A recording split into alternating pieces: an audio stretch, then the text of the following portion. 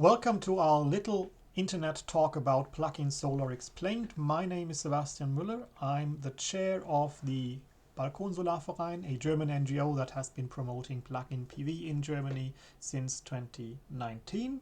And we will try to give you some insights in how plug-in PV, plug-in solar or balcony solar works in this video. We may not be able to cover the entire length and everything what is important in the UK because I don't live in the UK. Nevertheless, with the upcoming legalization, we thought we should give you a little overview on what's important and what you should also observe when you want to buy a system once it's been legalized. So first of all, there are about 4 million plug-in PV systems in Germany. That means we have around 10% of the households covered.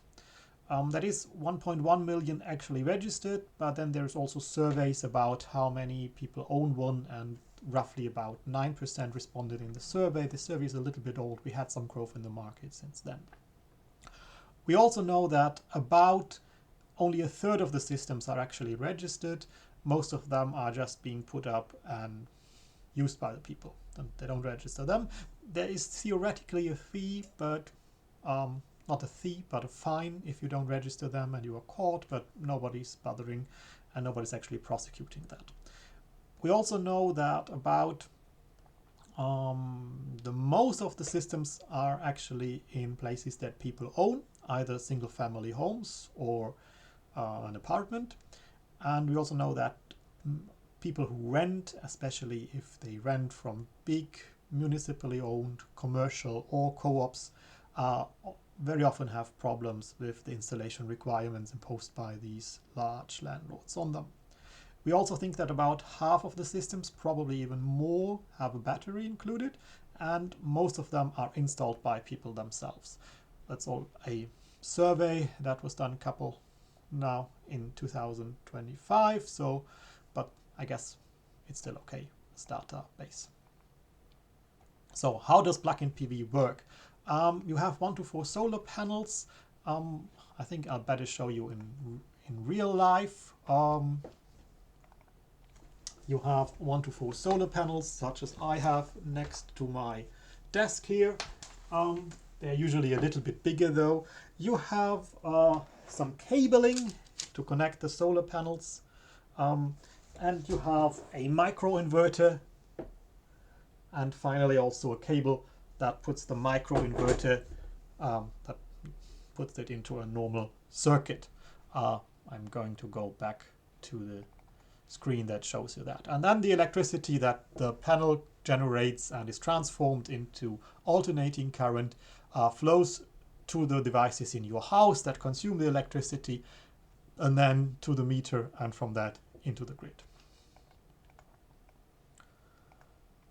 So how does a normal day with plug-in solar actually look for you? And why can we say that you can use up to 25% or reduce your energy consumption from the grid by up to 25%? First of all, during the night there is no production, but the house needs a little bit of energy. Then people wake up, they start making tea, coffee, breakfast. That's usually like the first spike, and then solar comes on, and you see most solar you have around 12. And even if your house needs more energy than the solar system can provide, the solar system will try to will cover a little bit of that expense. We can see that here on the curve. And then there's some times where you produce more electricity than you actually use, and you give that back into the grid, or you give it into the grid. It's not back, you just put it into the grid, and your neighbor uses that electricity. And then in the night when the sun is down, you again draw all your electricity needs from the public grid. To make that all safe, we in Germany now have a new technical norm. You cannot buy devices right now according to the technical norm, but you can, because there's some particularities of the norm, I will not go into them, but if you stay sort of within the limits that the norm provides, you are probably on the safe side. There is there are two upper limits. One upper limit is the amount of solar you can actually install and use with the plug-in PV system. And the other upper limit is how much electricity you can push in via the inverter, even though if you had probably more electricity at that moment because your panels produce more. So the German norming committee thinks of, when they design that norm, they think about the worst kind of electrical installation we can see in a German household, and that might be a pre-war thing, pre-World War II thing. That might be an East German household where they have aluminium wires and not copper wires as it's standard right now, and where maybe the contact points already are a little bit bad. Nevertheless, in that kind of household, they tell you without checking the wires through an electrician, you can install a device that pushes up to 800 watt at any given time, and that has 960 watt peak installed solar capacity. And as we saw in the slide back, 800 watts or 960 watts peak installed solar capacity does not mean that you get 800 watts at all of the time. When there is not so much sun, as in the morning, you don't get that much. You don't get the full power, and then again in the evening. So this time where the full energy flows through is only probably around midday if you have sort of a very good oriented system. Again, the German norm thinks, well, if you get an electrician to check on your wires and to install some kind of special feed-in socket, then you can use up to 2000 watt peaks. And actually, as far as we understand the norm, this special feed-in socket is more or less not thought because you could not push that amount of energy through a standard socket in Germany, this Suco socket we call it, but because they want to have the wires checked. And the most dangerous kind of wire is the one that is in a well-insulated wall and is in a closed sorts of cable channel where there is no air circulation within the cable channel and cannot sort of give up the warmth, the energy that it creates because it gets a little bit warm to something else. If the wire is directly in the wall, then that energy can be given to the wall or is being transferred to the wall, or if the wire is actually outside the wall, then the air will take away that thing. Now, can this work in the UK is the big question, because the UK is much less sunnier than sunny Germany. And I can tell you, yes, it can. Let's have a look at the map.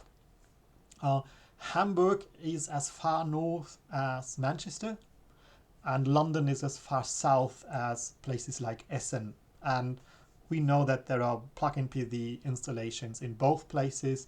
And if you look at places like the south of the UK, then these get a lot of sun because they are close to the sea and it does not rain that much. Different question is for something like Inverness. But we did some calculations for a London scenario. Somebody those balcony has a balcony and it's facing south, and a system that costs £500 or 500 euros, that would be 432 pounds at the current exchange rate, and lives 15 years. And we took the average price for a kilowatt hour in London from the internet and thought about something like 50% of the consumption would be used by that person, and the other 50% would be given to the grid. So you can always question if this 50% consumption rate is really good, but we took that out of a similar system in Germany, and as we did not have a standard load profile for UK customers, we think this is a very good approximation. Germany and the UK are developed economies. People have similar kinds of lifestyles, so probably this fits for a first calculation, and everything else we'll see. So you have about an annual production of 600 kilowatt hours, and if we take half of that and multiply it with the amount of energy you would have not drawn from the grid and paid for, we arrive at around something like 74 pounds per year. And if we have these 432 pounds purchasing cost and installation cost at the beginning, then you had a rough repayment after 5.4 years. So you can say in the summer of, if you install it on the 1st of January, then in the summer of the 5th year, it would have paid back, and then you'll start earning money from it. We calculated the same for Scotland, for Inverness. We assumed a balcony that is facing west, not south, so not optimal conditions. We took the same electricity. I think I took actually there's a fault in the slide. I think when I calculated it, I took the average Inverness price, Scotland price, as it said on the website, and we said you use about 50% yourself. And that gives you around a payback time of 10 years. That is not the best of kind of payback times, but then you live way up north, and then it might be possible that this 500 euros cost that I assumed, that is on the upper end of what plug-in PV costs in Germany. So if it might be only 300 euros, you would have, or 300 euros equivalent, you might have a different a kind of return on the purchasing power. Always also keep in mind you might have a south-facing balcony that would improve it. A north-facing balcony would certainly not improve it. And I always assumed that you had good sun. If you have shadow on the balcony at some point, you might also have to subtract that. But the message here, even in Scotland, and if we assume a lifetime of 15 years for the system, you will not only get return on investment, you will also kind of make money on it. What we also did not take into account is that energy prices might rise over time, or that they might change. We actually don't, it's difficult to calculate. If you get more renewables into the grid, energy prices will go down. If you have very high gas prices, because the gas supply does not work, energy prices, also electricity prices might go up. We did similar calculations, that's for everybody who's not from the UK, for a couple of European markets. And you see in all of these European markets where we always, here in that example, we assumed a smaller system of only 400 watts because that's what is legal across all of Europe. And we also took the average household energy prices we had from Eurostat. Actually, the German ones are quite high. I pay less. Then we can assume that within any kind of European market, you actually have a return on investment within 3 to 5 years. That's really good. You can calculate yourself. There's a nice website from the European Commission. You can see the link here that will tell you how to do it. I also put it onto the website we made for this. How should I place the panels? Should I have panels facing towards the sun, optimize them towards the sun? So they're usually optimizing towards the sun means 30% angle. Then you optimize for summertime, where the sun is high up in the sky and you have lots of sun. Sun is up a long time, but then you optimize for a time where you will have lots of solar power anyway. So in my opinion, it's way better to optimize for winter production, have panels hanging down, and that also makes the installation and the mounting far easier, and it also generates less wind onto the panels. Like wind is going the same on the panels, but the wind power onto the panels is far smaller if they are hanging straight on the balcony and they are not acting like a sail. A sail like a one on a ship, not on a sailing. Okay, so who would benefit? And we made some assumptions on typical UK customers. So we have, for example, the elderly couple living in a large home.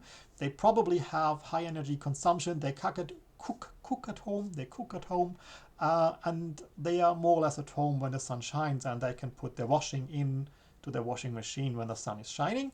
They will definitely benefit from that. The second couple we assumed is the young family in their own house. They also have high energy consumption. And then it's the question, if they have no battery, can they run their washing machine when the sun is shining, or are mom and dad out working? So can they optimize their consumption? Even if they cannot optimize their consumption, they will benefit from it. And if they cannot optimize their consumption on sun is shining, then a battery would be quite a good thing for them as well. And probably if you live in your own house, you can have at least two, better 3 or 4 solar panels on it. They went checked on someone else, a urban single with a small balcony, so maybe somebody living in London. He probably has a low energy consumption at home. He's probably eating out a lot. Maybe his washing machine is not connected to his energy supply, but he's using that in the building. Then he will probably have a very long repay time, because very often, like, they go to work, they eat at work or somewhere close to it, and they might go to the gym afterwards or to the pub, and they're not that much at home. So for these people, it might be questionable. Usually in Germany, when you calculate it, even for them, a single panel on the balcony will produce savings. And finally, we calculated for a person living up in the north of Scotland with not a lot of sun, average consumption in a kind, probably have to wash a lot because there's a lot in the water here for its job. So that person might have benefits over a long time. If that person does not want to move its house and stay with its job with the tourism authority here at Loch Ness, then that person will probably also benefit in the long time. So yeah, for some people we have to say, for this person here up in the north, it would probably be better to get a better fridge, instead of first think about plug-in PV, but then nevertheless he or she would also benefit from it. How can we mount that stuff? Actually, although we call it plug-in Balkonkraftwerk or balcony solar in German, we know that most of the systems are not actually on balconies. They are placed on a variety of places, and I have some nice overview here, and I will explain to you later. You can put them on a flat roof, you can hang them on your balcony, you can make a table out of them, put them in your garden, on the facade, or even on a fence. Table is very, very simple. There are these €5 IKEA legs for tables. You can drill a hole through the frame of the solar panel and put it onto your porch or balcony, and you should clear the coffee things when you want to have electricity, because all kinds of shadow is bad for production, and 10% shadow does not mean 10% less, but often 50% less of possible production. And these IKEA legs are fairly cheap. They are €5 here, so you get a mounting for around €20. You can use it as a fence. This house is from 1789, and the person just put it into the fence. We also have explanation for that on the website. You can put it onto a flat roof. That's fairly simple, because these systems don't have to be mounted or connected to the roof. You just place them on the roof and then put some weights on it, and in the manual it says how much weight you can use. Keep in mind, if you live in something like Orkney or Shetland Islands, you have a lot of wind, and you might only be able to put them onto a single-story flat roof or into your garden. If you live more south, where you have less wind, you can put them up on higher buildings. Check in the manual. The manual is online, so you can always check if this actually works for your house. A balcony, that is very simple. These are very simple mountings. The balconies are open. In Germany, there's 2 different ways of calculating how much wind the balcony can take. In general, if the balcony is somehow newer, it will take Eurocode. The technical manual for calculating it is from the 1990s, so that should not be a problem. If you have a closed balcony, they have always been calculated with wind powers for closed, so it's no problem to attach a plug-in PV system. And now there are also mountings for plug-in PV for very thick concrete balconies. Sorts of 1970s, they really like to make thick concrete in their balconies, at least in Germany. And there's also mounting systems for that. But for you in the UK to be able to put that up, you will need quite a lot of things to do. The government needs to do a lot of things. there has to be a technical norm. That's not necessarily something the government can do. It's something the technical norming bodies have to do. I know there's a review going on, and then let's see what's coming out of that. We needed to have a legal definition in the German Renewables Act to sort of create this category of what a plug-in system actually is and why it is different from a normal solar system and far easier to register, and you don't need an electrician for that, and so on. And we also needed the government to include it in the standard contract law for renting. So it says like even if it was not part of the rental contract at the time you rented it, you can go to your landlord and he has to give you permission, except if he can prove or she can prove that there is like a very good reason that you have to state why it should not be possible. And so far the courts have really been very helpful. They only have to find a couple of additional conditions, like you might improve the deficit, and you have to attach it properly. These were the conditions usually courts made.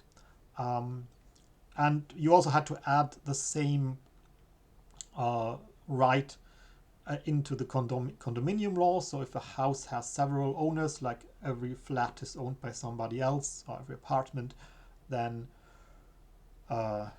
you also have to have the right to put that on. And the apartment owners, when they meet annually and decide about things, they can vote on that, but they cannot prohibit it. They can only make conditions how to allow it, not generally prohibit that. Then there's some other smaller things that were also very helpful. German monument protection generally does permit solar, even though the monument protection offices don't really like that and try to come up with lots and lots of conditions. But when you sort of try to nail them down, they know that they cannot impose a lot of this. It's included in the standard liability insurance now. We still have 0% sales tax on solar. And at some point the the body that rules what is part of a building or not, and said solar panels that are hanging on the building is not part of the building, and so these regulations don't apply. So it's getting more interesting because we add a battery, and if we add a battery, this makes the system a little bit more complex. And we also do not only need a battery. Usually the battery is either with the inverter in the same box, or connected to it with a cable, or the battery is somewhere else. We would also need something to measure how much electricity we produce, and you can have this either put into your fuse box where the fuses are, and it measures how much electricity you produce and consume, or you can put something like this onto the infrared interface of your digital meter, and that can then tell you how much electricity you produce. Because once you know that, you can tell the battery, I'm now producing more electricity than my house uses, so save that into the battery. Or when the sun is down, the battery knows, okay, this building uses 100 watts, so I only give out 100 watts and keep the rest to go over the night. And with that, you can sort of have your battery can last until the next morning or until the next day, and you can be more or less independent from the grid. I can show you here, you can really be independent from the grid, because there are times when you might use more electricity. When you turn on your kettle or your oven, then you use more electricity than the plug-in solar can actually provide. But sort of for the base consumption, you will not need to draw electricity from the grid. And I can show you from my house, and you can see this was today at 12:47 German time. The solar panels produced 546 watts. My battery was already charged and full, so they were giving 260 watts to the grid, and I used 280 watts. I'm not sure for what I used them. I think I only had my computer on. I have to check. And you can also see, like yesterday, you saw there was this is like the electricity production curve, and then at midday I used quite a lot of energy, and then at some point the battery was full and all went to the grid, and in the evening and in the morning all my electricity needs were covered by the grid. So Germany has no problem with feeding. Yeah. There's different types of how these systems work. Some are in the same, for some the battery and the inverter is in the same box, and then there is others where they are connected with a cable, and then there is lots of the idea that you could put the battery somewhere in the house and the inverter is outside with the solar panels. You might have to choose what's best for you. Putting the battery inside the house also prevents them from theft, and it also prevents, and it's also nice and warm for the battery, so they like that. You can also just put it outside and just get to the cable inside. Now, a lot of people in the UK keep on, and in the US, keep on talking about the suicide code. So all the microinverters will turn themselves off if they do not see a grid. And the German norm says that has to happen within 0.1 second, and after a second there can only be a maximum of 34 volts on the actual pins of the plug. The German safety discussion was always about the consumer who unplugs his device and then touches the pins of the plug and should not get electrocuted from that. And that is totally safe. We have zero reports of somebody getting electrocuted from a plug-in PV system. You may ask, how does emergency power work? Well, if you only have an inverter, you don't have emergency power. If you combine the inverter with a battery, there is often a secondary socket on the battery itself, and that gives you emergency power where you can plug in your devices if the grid is down, or if you take the battery along to your garden and power the devices from there, or take the battery with you in your car because you want to take it somewhere. So all of these are pretty safe. We have no information of fires from plug-in PV systems, for example. The German Association of Fire Chiefs said these systems are not dangerous. You can hang them on your balcony. You should be concerned that once your balcony is sort of the second way to get out of your home in case the staircases are filled with smoke, that you can actually do that. But if you leave a meter of space, then the fire service can attach the ladder. Or if you have a window that is bigger than a meter, broader than a meter, then they can also attach the ladder there and get you out there. So this electrocuting is completely no problem. So buying advice, the Labour Party seems to be quite fond of Lidl and promoting that you buy your plug-in PV system at Lidl. I am not really sure that is a good solution. We had Lidl in Germany has tried to sell plug-in PV, and some of them were good. Some of them had cheap no-name inverters and non-standard solar panels, and we would not advise you to buy that. So we would always tell you buy brand name inverters such as Heumiles, Marstech, and so on. If you buy a system with a battery, all the big brands are sorts of okay and good. Heumiles, Sendur, Marstech, Anker, EcoFlow, all of these of the Bluetti, all of these bigger brands, they are all quite good, and we don't really have had any reports of problems with them. So what you should also take into account is the package I buy, because most consumers will buy a package. Does that actually include everything? Panels, microinverter, cable to connect it to the outlet, mounting and delivery, or is mounting separate? And what kind of mounting will fit to my balcony? And does the retailer have a return policy? In Germany, if you buy it online, they have to have that. How good is the manual? Maybe it makes sense to check the manual before you buy. Do they have an instruction video, especially when putting up the system on a balcony or outside? This might be a little bit might be something like IKEA, but I don't know. Some people think IKEA is simple, others not. And if you buy it somewhere retail, How will you transport it? You need quite a large car, not necessarily a Porsche as in the picture, but something where you can put a lot of things into it, like a caravan or so might be helpful, or one of these cargo bikes also works fairly well. You might not be allowed to take them on the tram or the train. And keep in mind, a standard solar panel weighs about 20 kilograms. We usually advise people to use standard solar panels because they are cheap and durable. But okay, you have to choose. And do you have friends or family that can help with mounting? Because they are heavy and you have to hold them over your balcony. It's a good idea to do that at least with another person, maybe 3 persons. And then for everyone who wants to go into DIY things and use old solar panels, which have a nearly endless lifespan. We've like the one next to me here on my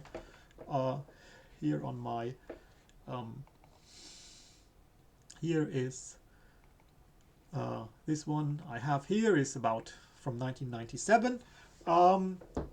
We have a really nice magazine where we try to cover all of this information and tell you how to do it yourselves.